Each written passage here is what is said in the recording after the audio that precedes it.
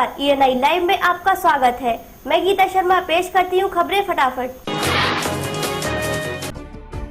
अपना दल की राष्ट्रीय अध्यक्ष कृष्णा पटेल की क़यादत में शुरू हुई रैली कई जिलों से होते हुए मिर्जापुर पहुंची। इस दौरान कृष्णा पटेल ने अपनी बेटी यानी केंद्रीय मंत्री अनुप्रिया पटेल पर कटाक्ष करते हुए कहा कि सांसद बनने के बाद अनुप्रिया पटेल ने अपनी दिशा ही बदल ली और अब मंत्री बनने के बाद तो उन्हें मां की जरूरत भी नहीं पड़ती। वहीं बीजेपी पर भी उन्होंने जमकर निशाना साधते हुए कहा कि बीजेपी ने उनकी पीठ और पेट दोनों में छुरा घोंपा है। अगर ये अपना दल नहीं होता तो बहुत सी सत्ताधारी पार्टियां उनके साथ थी, उन्होंने उनसे क्यों नहीं समझौता किया? कुछ नहीं कुछ तो गुणा भाग लगा करके सबसे बड़ी पार्टी हमको समझ के हमसे गठबंधन किया था, लेकिन आज समय आने पर उन्होंने पेट में भी छुरा भोंका, पीठ में भी छुरा भोंका। मंत्री राधेश्याम सिंह के खिलाफ संयुक्त राज्य कर्मचारी परिषद ने प्रदर्शन किया और जमकर नारेबाजी की। मंत्री द्वारा अपर मुख्य अधिकारी को गालियां देने का आरोप लगाते हुए कर्मचारियों ने डीएम और एसपी को ज्ञापन सौंपकर मंत्री की गिरफ्तारी की मांग की है। गौरतलब है कि कथित रूप से मंत्री राधेश्याम सिंह द्वारा एएमए जिला पंचायत को भद्दी गालियां देने के बाद से जिला की सियासत गर्मा गई है। मेरी बेटी और मेरे बच्चों को गाली दी गई ये और मुझे धमकी दी गई जान से, ये अच्छी बात नहीं है। मैं इस दिशा में मैं चाहता हूं कि इसमें कानूनी कार्रवाई की जाए। पीस पार्टी के राष्ट्रीय अध्यक्ष डॉक्टर अयूब द्वारा योगी आदित्यनाथ को आतंकवादी बताए जाने के बाद से पनपा विवाद थमने का नाम नहीं ले रहा। इसी के चलते हिंदू युवा वाहिनी के कार्यकर्ताओं ने बलिया में जमकर विरोध प्रदर्शन किया। हिंदू युवा वाहिनी के कार्यकर्ताओं ने आरोप लगाया कि प्रदेश की पुलिस डॉक्टर अयूब पर कार्रवाई करने के बजाय मामले पर लीपापोती कर रही है।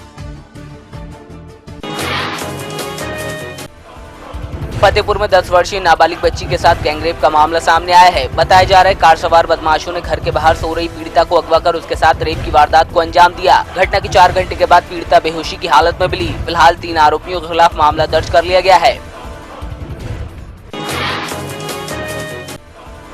फतेहपुर सदर कोतवाली थाना क्षेत्र के लोधीगंज में किसान के बेटे की ट्रैक्टर के नीचे दबकर मौत हो गई। बताया जा रहा है मृतक अपने पिता के साथ खेत में धान की रोपाई करवाने गया था। इस दौरान ट्रैक्टर पलट गया। चीख पुकार सुनकर आसपास के लोगों ने किसान के बेटे को निकाला, लेकिन तब तक उसकी मौत हो चुकी थी।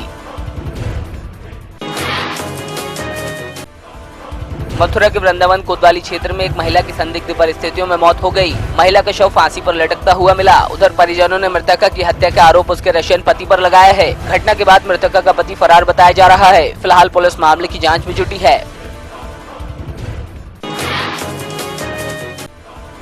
सीतापुर में अवैध संबंधों के शक में एक पति ने अपनी पत्नी को जिंदा जला दिया। आस पड़ोस के लोगों ने चीख पुकार सुनकर महिला को बचाया। महिला को जिला अस्पताल में भर्ती कराया गया, जहां उसकी हालत बिगड़ती देख डॉक्टरों ने उसे लखनऊ रेफर कर दिया। घटना के बाद से आरोपी पति फरार बताया जा रहा है।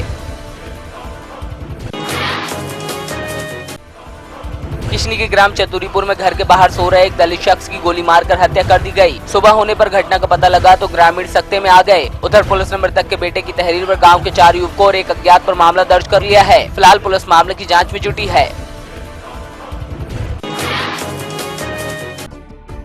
चंदौली में हो रही मूसलाधार बारिश ने जनजीवन अस्त व्यस्त कर दिया है। उधर मुगलसराय में रूट रेल इंटरलॉकिंग फेल हो गया, जिसकी वजह से रेल यातायात भी बुरी तरह बाधित हुआ। मुगलसराय स्टेशन के प्लेटफॉर्म नंबर 2 और 3 के ट्रैक पर पानी भर गया, जिसकी वजह से कई ट्रेनें आउटर पर खड़ी रहीं और यात्रियों को दिक्कतों का सामना करना पड़ा।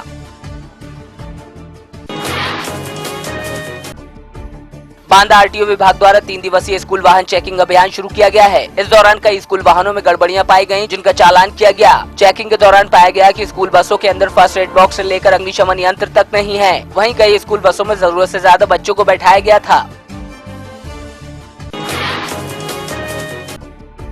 स्वतंत्रता सेनानी चिमन लाल जैन ने आगरा में शराबबंदी को लेकर अभियान चलाया हुआ है। इसी के चलते वो अब तक 4 शराब ठेकों को बंद करा चुके हैं। वहीं अभियान के तहत आगरा की जनता को भी जागरूक किया जा रहा है। स्वतंत्रता सेनानी की माने तो शहर में कई जगह मंदिरों के पास शराब के ठेके चल रहे हैं, जिनको पुलिस का संरक्षण मिला हुआ है। अगर पुलिस इन पर कार्रवाई नहीं करती तो ठेकों में आग लगाने का काम किया जाएगा। सिद्धार्थनगर की बासी तहसील में बासी नांगड़ नेशनल हाईवे 233 पर निर्माणाधीन पुल का काम अधूरा होने से राप्ती नदी का पानी बासी में कटान करने लगा, लेकिन नगर पालिका चेयरमैन ने सक्रियता दिखाते हुए कटान को जेसीबी के माध्यम से रुकवाया, जिससे दर्जनों गांव डूबने से बच गए। जहां एक तरफ सिंचाई विभाग की लापरवाही की चर्चा शहर में है, तो वहीं सराहनीय काम के लिए चेयरमैन की जमकर तारीफ हो रही है।